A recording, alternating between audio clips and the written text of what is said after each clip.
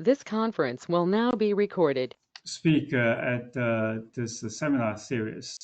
So I guess the theme should be a transbasin interaction.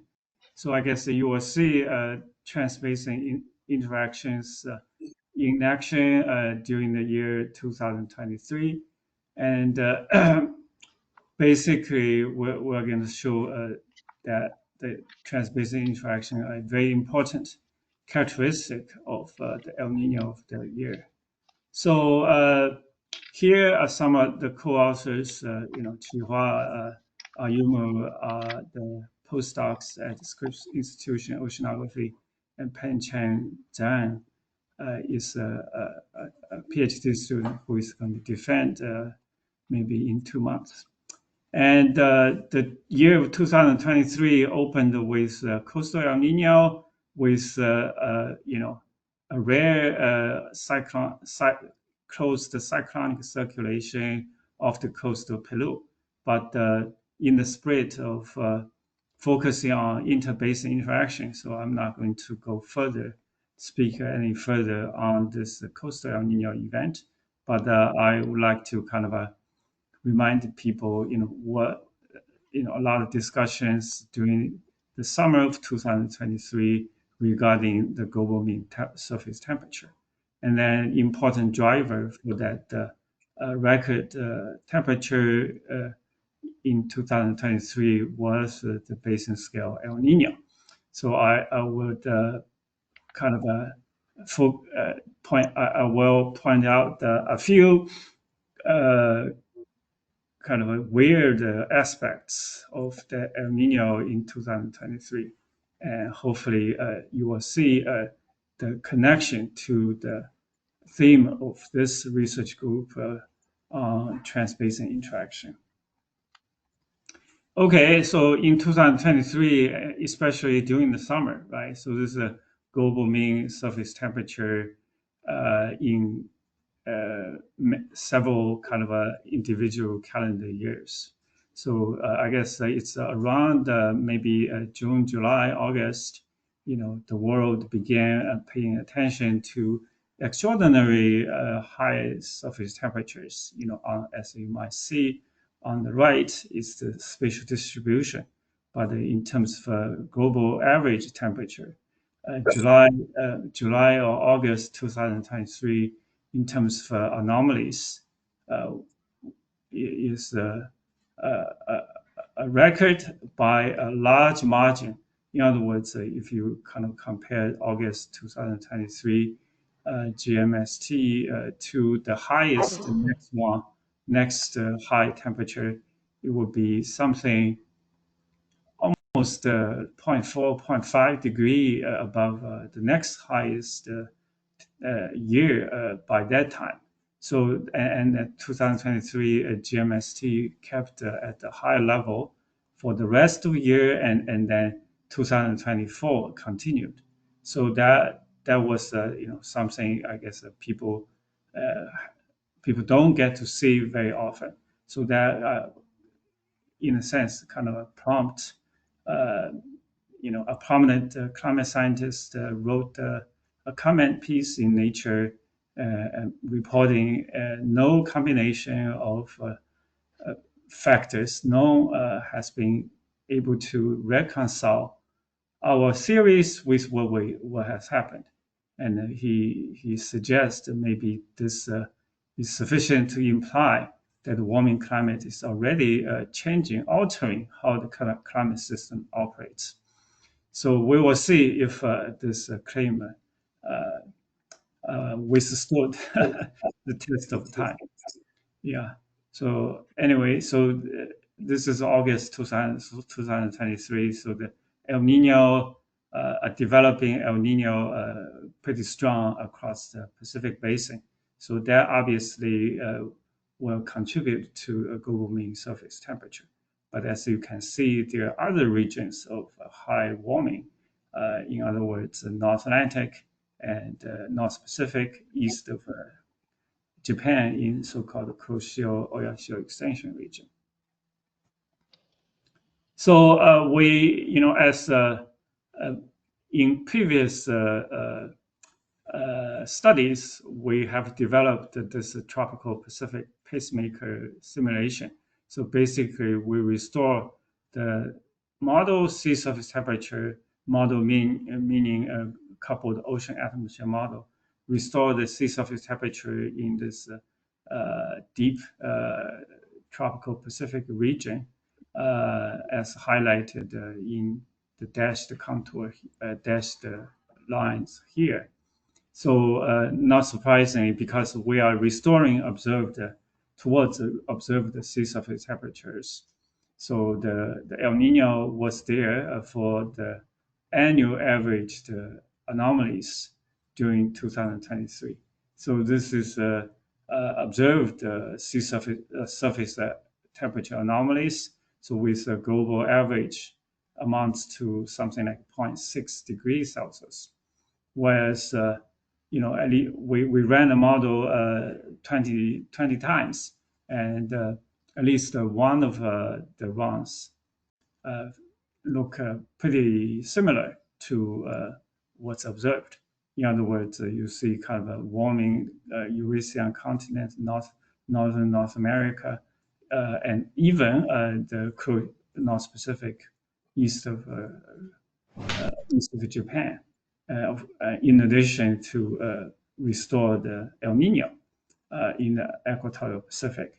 And then, so in this particular run, of course, because we selected a run to look similar to observations, so our GMST from the model is 0.55, so not that different from observations of 0.6. But I guess here in the lower panel we are comparing observations in blue and the pacemaker experiment ensemble average in black. So of course, in ensemble average, we see this rise of GMST in year 2023, but the ensemble mean is not as high as observations. But we do have a member, right, at least that came close to observe the value of 2023. But in terms of ensemble mean, the horizontal distribution looks like the bottom right.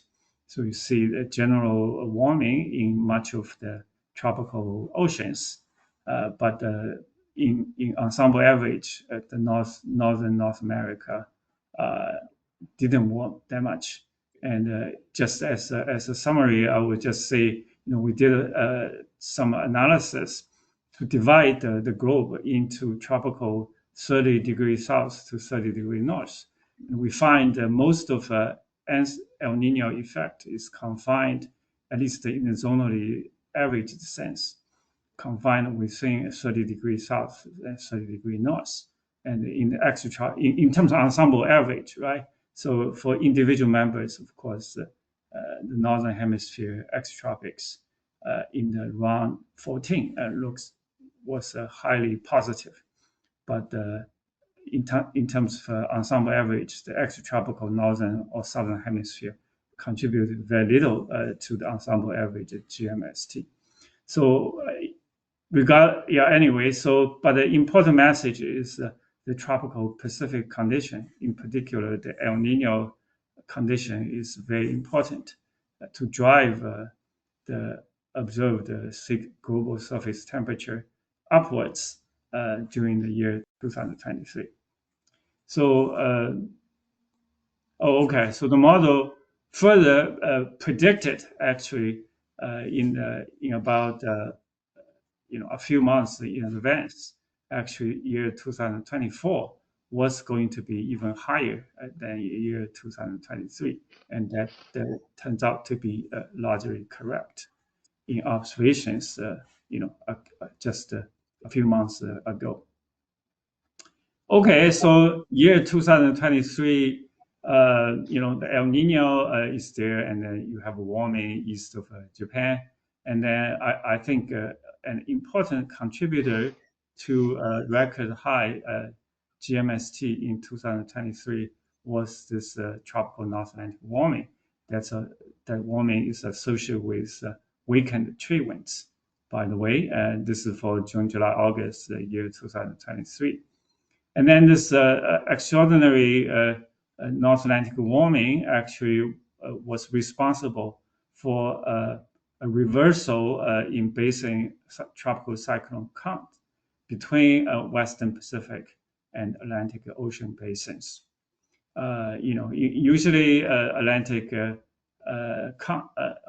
TC number of TC is fewer than Western Pacific, but in year 2023, the opposite is true because the North Atlantic is warmer, despite the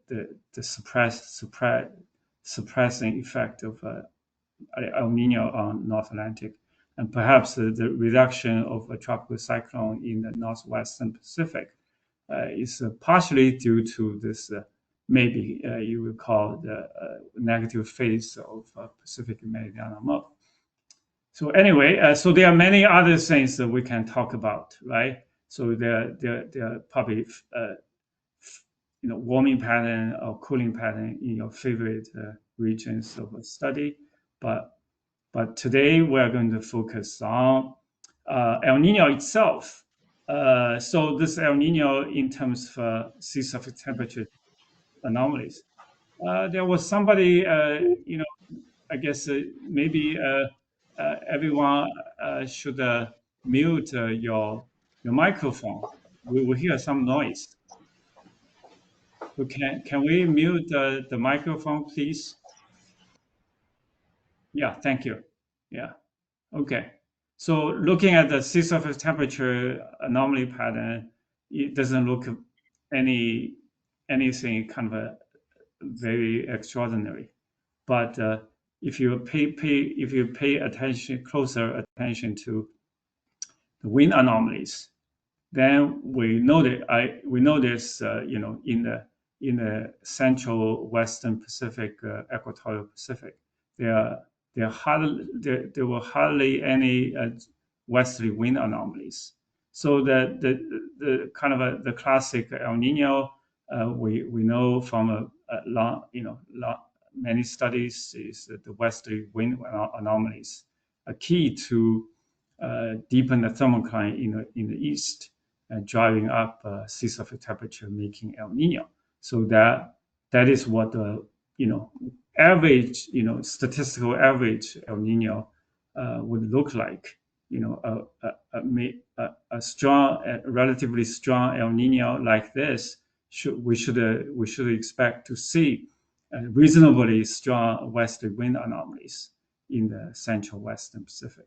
So, but we don't see such wind anomalies in the early part, at least during summer, maybe even fall of 2023.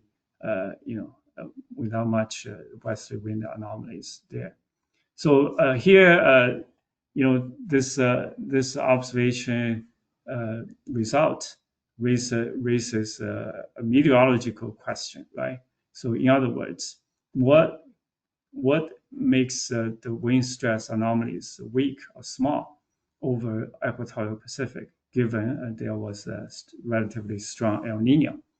So the answer has to do with the transbasin interaction, just because during this El Niño event, there are many other regions that also feature very strong sea surface temperature anomalies. So these anomalies, together with El Niño's influence on the atmosphere, somehow makes the westerly wind anomalies in the equatorial Pacific strangely very weak. So in order to kind of quantify maybe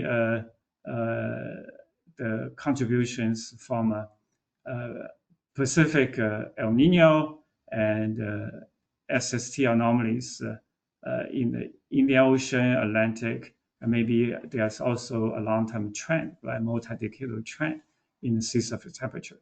So we decided we are going to use CAM6 to investigate various sea surface temperature patterns contribution to equatorial Pacific zonal wind. So we decided to divide the sea surface temperature patterns into 4 separate parts. So one is detrended Pacific sea surface temperature anomalies, and the second is detrended sea surface temperature anomalies in the Indo-Atlantic basins. And the third is the multi-decadal trend from 1982 onwards. So there are other maybe equally sensible ways to divide sea surface temperature anomalies observed during year 2023. But we decided, we tried several different methods, right? Of course, but we decided this is the way we are going to divide SST forcing into these 3 parts. So I'm going to show, the results from the Pacific detrended SST anomalies and Indo-Atlantic and the multi-decadal SST trend global. Okay, so first to compare CAM simulation with total observed sea surface temperature anomalies to compare with observations. Well, I guess there are probably many places you don't like the CAM simulations, but I would say it did a reasonable job in capturing, at the end of the year 2023, the zonal wind anomalies did show up, right? But it was very weak until maybe August, September, right? So I guess if you divide the year 2023 before after say September 2023, before 2023, the wind anomalies in the Pacific is weak, and that was reasonably captured by the CAM model.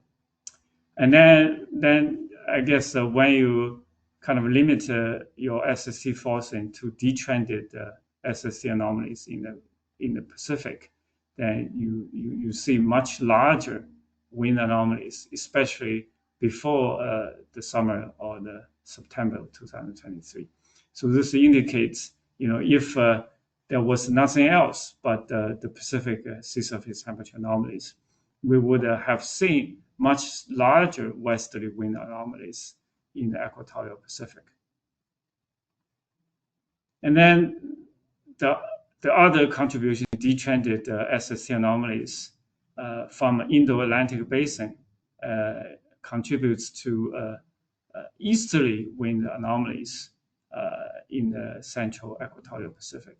And of course, the Indian Ocean SST anomalies associated with the zonal dipole contributes to the acceleration or maybe the creation of easterly wind anomalies in equatorial Indian Ocean.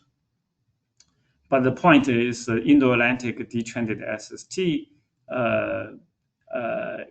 contributes to the weak it seems to be a reason of why the westerly wind anomalies over the Pacific are weak. And additionally, the global multi-decadal trend contributes additional easterly wind anomalies in the equatorial Pacific. So in other words, you have El Nino try to create westerly wind anomalies, but the multi-decadal SST trend, global SST trend, and the Indo-Atlantic detrended SST try to weaken the westerly wind anomalies in the equatorial Pacific. So details aside, so I think it's reasonable to conclude the lack of strong westerly wind anomalies in the equatorial Pacific is due to transbasin interactions from SST anomalies in other parts of the tropical oceans. Okay, so that kind of in a sense solved the meteorological problem of the 2023 El Nino, and now we are going to remind ourselves what El Nino, uh, what do we understand in terms of mechanisms causing El Nino to occur in the first place, right? So first of all, during El Nino, especially during its peak phase, we expect, like during the December 1997, we expect to see strong westerly wind anomalies, which didn't happen, of course, in the early in the first, in 2023 until like September. Uh, and then this zonal westerly wind anomalies would create, would relax the thermocline slope, right? And manifested as east-west subsurface temperature dipole. So in the eastern subsurface ocean temperature would increase, whereas the Western Pacific subsurface temperature would decrease. So this is if you have a large westerly wind anomalies, then we do expect to see the subsurface temperature anomalies to be east-west dipole. So another thing is we all know like El Nino is a result of Bjarken's feedback, right? So we expect to see a relationship between Niño.3 SST anomalies and the zonal wind anomalies in the Niño 4 region, or maybe central western Pacific, right? So and over past 30, 40 years, we kind of each year the anomaly value we make a dot here. So you kind of see there's indeed a good correlation between El Nino in Niño 3 SST and Southern Oscillation as measured by the zonal wind. So the correlation coefficient amounts to something like 0.82 for nearly 40-year data. So this is a high correlation statistically.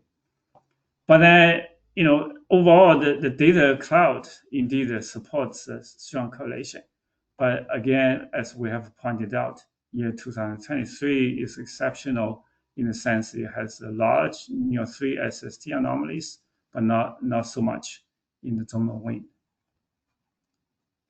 So this is to kind of highlight, the maybe a little weirdness in the relationship between El Nino and Southern Oscillation during the year 2023.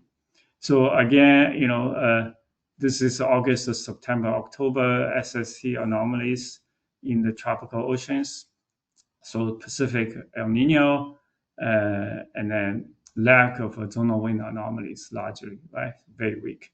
And in comparison, in the Indian Ocean, you have an Indian Ocean dipole, but look how big the zonal wind anomalies are in the Indian Ocean as compared to the Pacific in the presence of a strong El Nino. So there is something quite weird going on here. So we, given we have at least offered meteorological explanation based on transbasin interaction, why the wind anomalies are small in the equatorial Pacific. Now we are going to ask the reverse question, right? The oceanographic question. In other words, how does the El Nino even develop in the absence of strong zonal wind anomalies? Because we usually think El Nino is due to the strong westerly wind anomalies in the equatorial Pacific, right?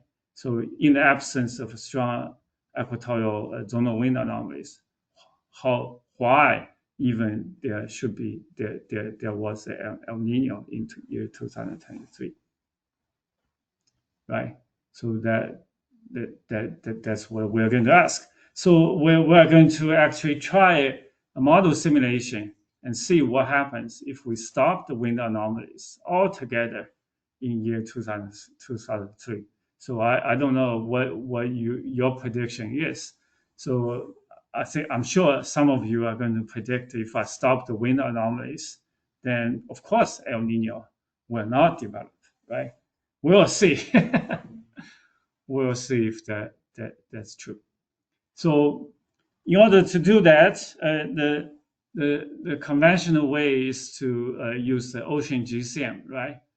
You use the ocean GCM and you apply, observe the wind stress, of course, because El Nino is driven by the equatorial waves or maybe thermocline tilt, right? So you need the wind stress. And then in order, you have to somehow you have to specify the surface heat flux one way or another. So nowadays, I think the conventional method is to prescribe, observe the air temperature, air humidity, and then you use the model simulated SST to compute the surface heat flux. So I would argue specifying air temperature, air humidity is physically flawed, just because air temperature, air humidity variations are the result of sea surface temperature variations, not other way around. Yeah, just because the ocean has a much larger heat content, whereas the atmosphere in the boundary layer, you have damping time scale of something like a day or maybe a few days. So that is one reason. Another is if you take the perspective of ocean mixed layer budget, right? So the evaporation at ocean surface, that the sea surface temperature dependency of evaporation at ocean surface provides thermal damping. So that thermal damping we sometimes call evaporative damping, right? So if you linearize the temperature dependent part of your evaporation bulk formula, and you have two choices, right? So one is as we said, if you specify, observe the QA and TA, and then you get a damping. So this is specified, right? And then you got a temperature, the warmer the temperature SST is, you're going to evaporate more water, and therefore that's a damping effect. So the damping rate, the coefficient in front, saturation, vapor, specific humidity is 1. But remember, physically, it is SST that is driving air temperature and humidity.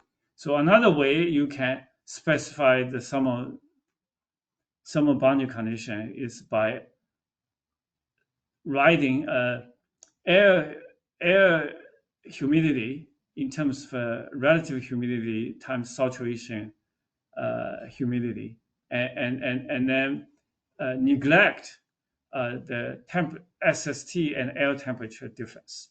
Usually the SST is slightly warmer or larger than air temperature, but we ignore that small difference. And then if you choose the top way to specify heat flux, then you end up with evaporative damping on sea surface temperature with a coefficient which is 1 minus relative humidity.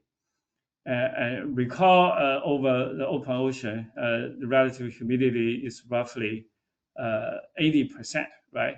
So this coefficient of 1 minus 0.8 is 0.2, whereas the damping rate in the case of specifying observed air humidity, the damping rate is 1. So in other words, by specifying air humidity, air temperature, you are going to artificially increase evaporative damping by 5 times. So that's certainly not desirable. So this kind of this debate, or maybe the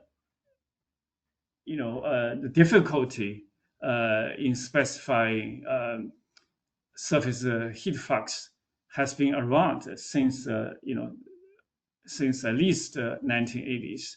So people tried different ways, and some like it, some don't, right? Uh, so there is a way actually to get around this problem. But in other words, why don't we let the atmosphere model to calculate the TAQA for us? To the extent that the atmosphere model is realistic, right? So it shouldn't do too bad a job in simulating air temperature, humidity, as long as the sea surface temperature is not terrible, right? So this is uh, in old way, this is a very expensive way to get TA and QA because you got to use a global atmosphere model. That used to be extremely expensive to run, but these days, unless you want extremely high resolution, running a global atmosphere model is not that hard, that difficult. So that's the way we are going to take. In other words, we're going to run a couple of the ocean atmosphere model. In this case, GFDL CM 2.1. A model 20 some years old, but still has a good performance, at least in terms of climate dynamics. And then we're going to run a couple model, but then we have, because we want to simulate the realistic El Nino, right? So instead of using atmosphere model wind stress, we're going to specify the wind stress according to observations, right? So this way, the way observe the wind stress is going to create El Nino, and El Nino is going to drive the atmospheric circulation, including Southern Oscillation, as well as air temperature humidity to solve our problem of surface heat flux. So this is I think this is probably a new way of simulating El Nino, right? Using a couple model, but with observed wind stress. So the first order of business is we have to compare with observations, right? So with two curves, I guess you probably have a hard time to figure out which one is observations, which one is simulation. Remember, this is from a couple model, right? But we specify observed wind stress. So the cross correlation for nearly 40 years is 0.93. So it's almost identical. So that is, it's a highly skillful, and also because we let the atmosphere model to do the job for air humidity, air temperature, so we can kind of compute ocean heat flux in a better way. I think we haven't done that. Maybe we did, but I'm not going to go into the detail of heat flux just yet here. Okay, so let's go back to look at the 2023 El Nino in this Hoffe-Muller diagram. So on the equator. So this is Indonesia, this is Ecuador, and January 2023 through December 2023, and the shading is SST anomalies, and the arrows are the wind vectors, wind velocity, I think, on the equator. So basically, the lingering La Nina basically switches to El Nino phase around the month April, right? So April. So we just take April as the transitional period, transitional time, the equatorial Pacific from transition the equatorial Pacific from La Nina to El Nino. So again, I would point out the zonal wind anomalies are extremely weak over much of the year 2023, at least from April onwards, right? only towards maybe the last 2 or 3 months, we began to see strong westerly wind anomalies begin to develop. So that is our problem. And then so we're going to do an experiment by stopping the wind stress anomalies altogether from April 1, 2023 onwards. So from this time onwards, we are going to stop the wind stress altogether. So the control of the full wind stress observed kind of makes this the black curve is the full wind stress forced couple model result, right? So you kind of see this El Nino grow to something like a 2.5. So the beauty of this method is we can be quantitative because we have confidence in the surface heat flux. Now, when we stop the wind stress from April 1 onwards altogether, remarkably, the simulated Niño.3 SST remain largely the same all the way through maybe October, and then only towards the end of year 2023, the zero wind stress run begins to kind of fall out a little bit too early. And then the difference between the two we will take as the wind stress effect from April 1 onwards. So I honestly was quite surprised to see winds without wind stress forcing the year 2023 El Nino developed anyway. So that was a surprise for myself. And then you might wonder, right? So given this experiment has not been tried before, so what happens if we try the same method with some other El Ninos? So this is the result. So these are the top 3 El Nino, right? So the black line, in our model framework, simulated the composite of these 3 El Nino pretty well. But then when we stopped the wind stress anomalies from April 1 for those 3 El Ninos, initially SST did warm up, but then it kind of fizzled out, right? So it could just it decayed and become, at the end of the year, the SST anomalies in the Niño.3 region basically disappeared. So in other words, without wind stress anomalies, most El Nino would not develop, but somehow year 2023 is somewhat exceptional.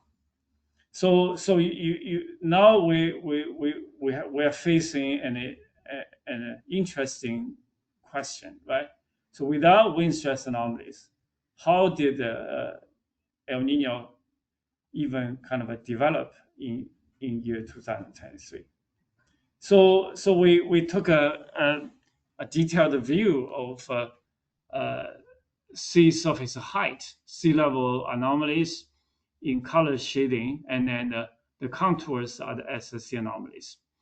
So basically, the first 3 months of 2023 was pretty much a basin-wide La Nina. So the dashed line is negative SST anomalies. But you do see a hint of coastal El Nino, a solid contour on the west coast of South America. But most important for us is this basin-scale La Nina and strong easterly wind anomalies in the western half of the equatorial Pacific, and piling up large sea level anomaly, positive sea level anomalies on the equator, and more importantly, off equator on either side of equator. So from now on, from April 1, I'm going to take wind stress anomalies away, right, and see what happens. So when we took the wind anomalies away, you see this kind of a downwelling Kelvin wave, right? So the subsurface temperature is is positive throughout the basin, and it's the maximum anomaly is along the main summertime of the equatorial Pacific. So this is a characteristic of downwelling Kelvin wave. So recall, for most El Nino, when you have strong zonal wind anomalies, the subsurface temperature anomalies are dipolar, right? So east warming and west cooling. Whereas in this particular El Nino, when we stop the wind anomalies, the downwelling Kelvin wave immediately emanates from Western Pacific and went across the basin and depressed the thermocline in the east, causing the surface temperature to rise. And then in June, July, August, you kind of see this Kelvin wave has exhausted most of its power and then reaches the eastern equatorial Pacific. And then on top of positive sea level anomalies, you see positive sea surface temperature in solid red contours. And you even see like a reminiscent of a coastal Kelvin wave like structure. So in other words, El Nino developed anyway, despite the lack of westerly wind anomalies. But as El Nino warming is due to downwelling Kelvin waves to kind of basically, the heat content on and off the equator would eventually find its way into equatorial Pacific and surge eastward, making the El Nino.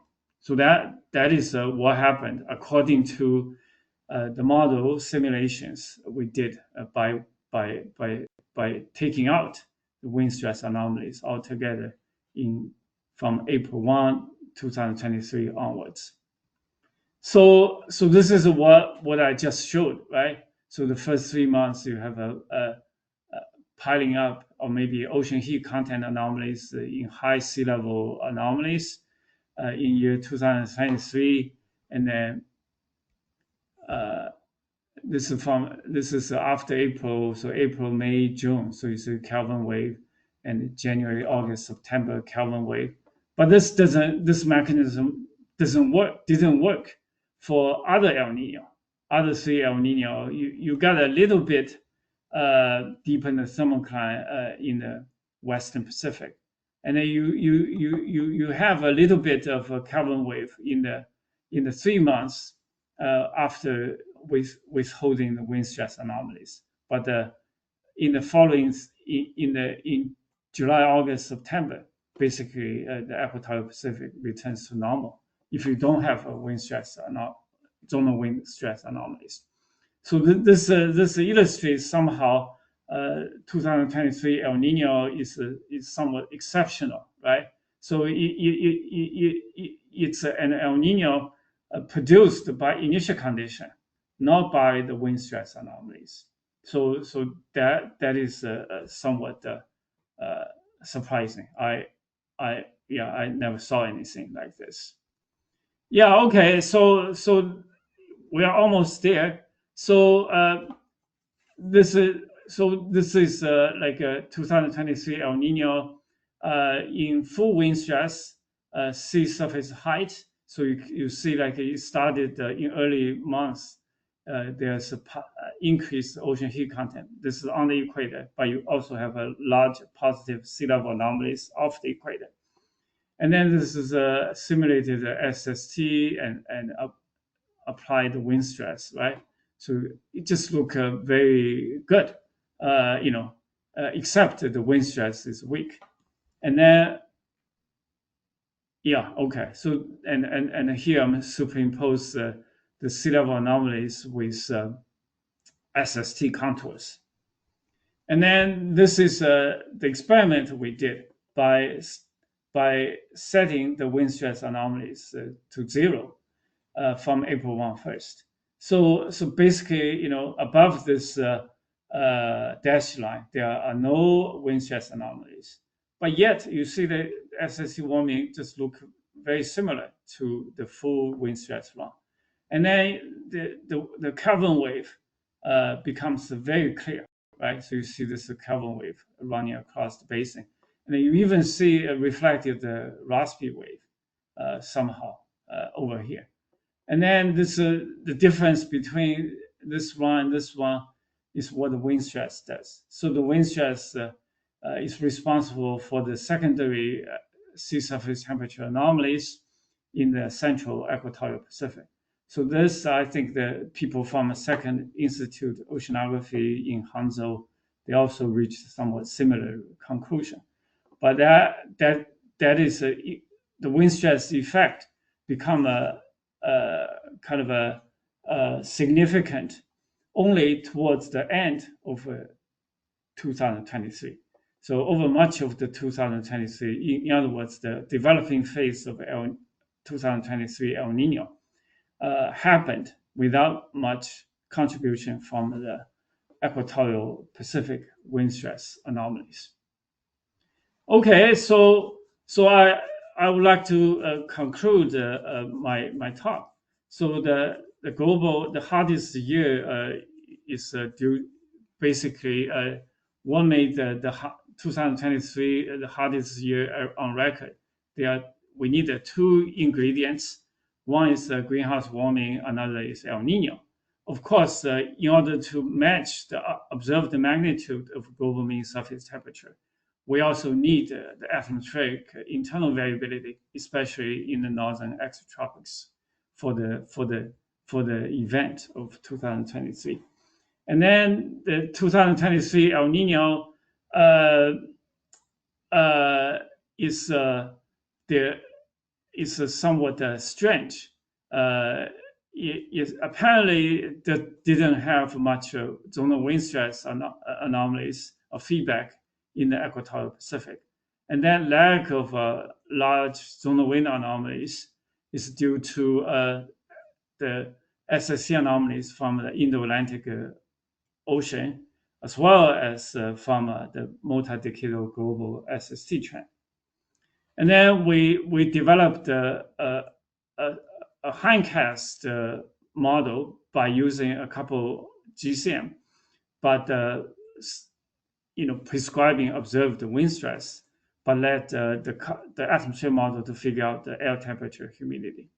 So this couple GCM, when specified with observed wind stress, allow us to quantify the contribution from the Pacific wind stress and initial ocean heat content anomalies. So we find in this case, initial condition of ocean heat content anomalies seem to win. And then based upon the lack of wind stress is due to SSC anomalies from other ocean basins, right? So we kind of reflect on 2023 El Nino. We kind of reached a conclusion that El Nino is not really a tropical Pacific phenomenon, but we have to view El Nino as results from tropical transbasin in ocean interactions. So the atmosphere bridge is clearly important, at least for the 2023 El Nino event. And then maybe as a last as a reflection, right? So I guess the historical observations probably have given us 20 or 30 El Nino events. And there have been extensive research try to depict what a typical or average El Nino look like by correlation composite, maybe even divide the El Nino into Eastern Pacific type, Western Pacific type. Anyway, so various, a lot of studies have devoted to capture the average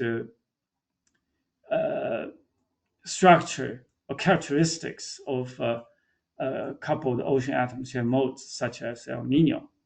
But I guess our study, this study of 2023 event, showed us maybe it would be worthwhile to study individual event very closely, using all the observation you can get, and use all the models as long as they are realistic to kind of gain a deeper understanding of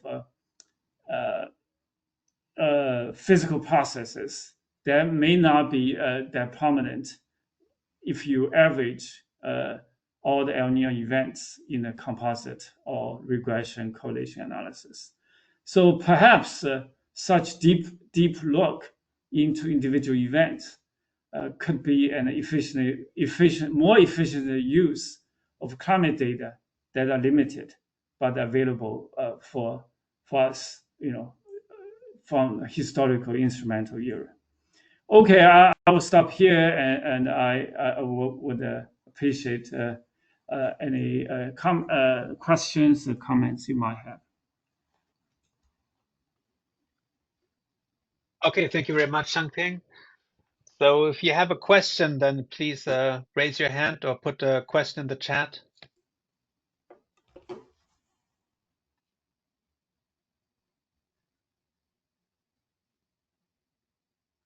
So while we're waiting for question, let me ask, confirm. So when you do your heat stress experiment, solar wind stress experiments, you only eliminate the anomalous forcing of the ocean surface by the wind stress, not the wind in the calculation of the heat fluxes. Is that correct? Yeah. So the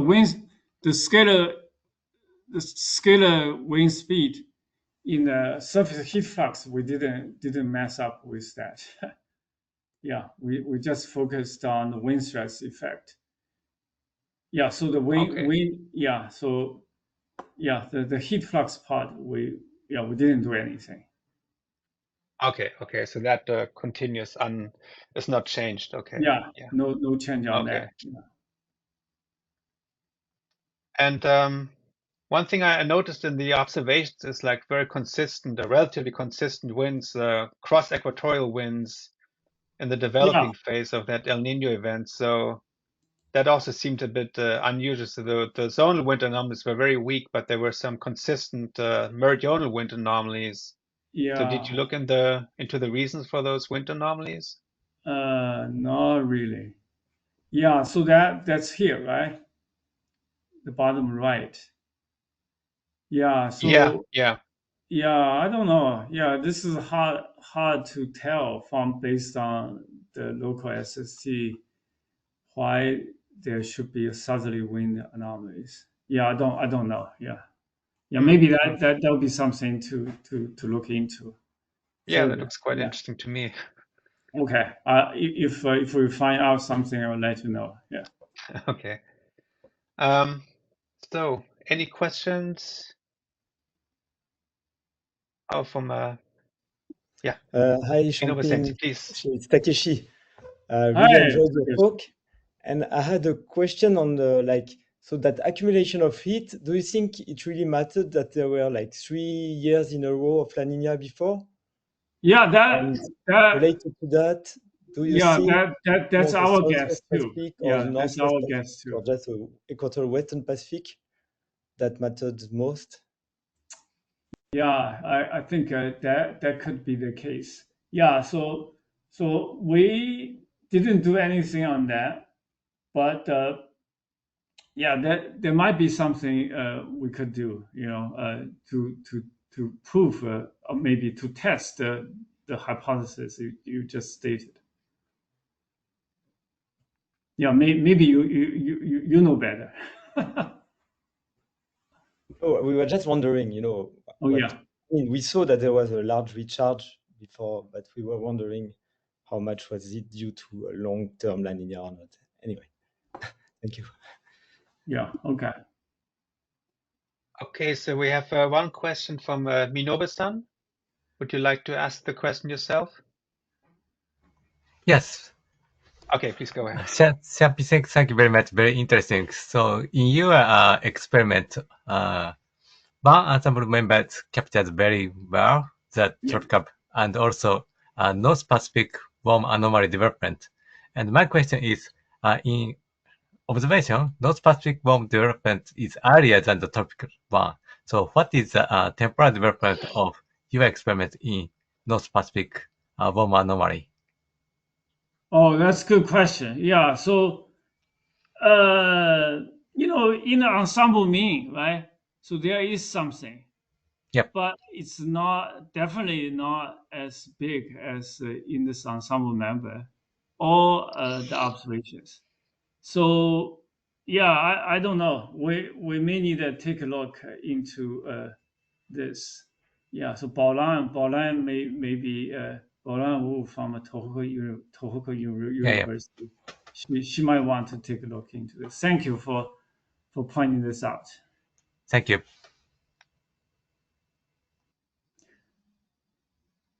Okay, there's a question. There's several questions in the chat. Yeah. You want to answer them just from the chat, or I cannot. I don't want to mess up. Yeah. Okay. So the Chikamoto-san, would you like to ask your question yourself? Yeah. Yeah. So, thanks, Shashan. It's pretty interesting result. So I just wonder, before 2023, we have triple deep La Nina, and then that one maybe affect the ocean heat content, and then how does that impact to initiate 2023 El Nino? So because in your result, you say wind stress is not so important, but ocean preconditioning will be the more important to initiate El Nino. So just wonder, triple deep is matter or maybe different reasons? Yeah, we haven't done anything on that, but we also kind of speculate, among ourselves, maybe the 3-year La Nina with sustained easterly wind anomalies could make this initial conditions in a sense super big, right? So, but yeah, we haven't done anything, and we haven't given a lot of thought as to how to test this hypothesis. Yeah, but I think it is a good hypothesis to spend some time on. Yeah, thanks. Thank you. Okay, and then Yaku had a question. Thank you so much for the very interesting talk. So, yeah, my questions are related to previous question. So in a composite analysis, multi-year La Nina event don't typically transition to El Nino in the following years. So I'm wondering if there is something peculiar about the triple dip La Nina that happened between 2020 and 22, so it'll be interesting to compare there are any differences between the research after this peculiar La Nina event with other multi-year La Nina event. I think from this audience, I think I feel like I need to do something. We need to do something on that. Yeah, thank you. Yeah. Thank you for Another question is, I was surprised by the North Pacific warming that we see with El Nino anomaly in the summertime, and I'm wondering if you compare the extratropical response in the partial SST forcing CAM6 experiment. I was wondering if it's probably related to the North Atlantic warming, possibly. Yeah. Okay. That I think this is a CM 2.1. I think, we did extend the CSM pacemaker experiment to at least 2023 or 24. So we could take a look into that. Yeah. Yeah, I was asking about the Camp 6 experiment you did, like a standalone atmospheric model experiment by Oh, okay. Okay. prescribing the SSD in a different region. So I was Okay. yeah, have you compared the extratropical circulation anomaly pattern among these different experiments? You mean the tropical teleconnection to Yeah, Aleutian Island? Okay. right. Yeah. Yeah. So I believe Cleller is working on that, and there are some Okay. weird results there. Yeah. So Mm, I remember there was something there. Yeah, but Cleller Desert is working on that, I think. I Yeah. see. Okay. Thank you.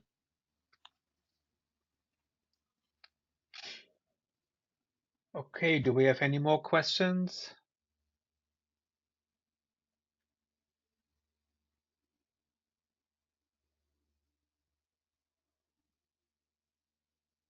Okay, if not, maybe it's already past the hour, so I guess it's about Okay. time to close.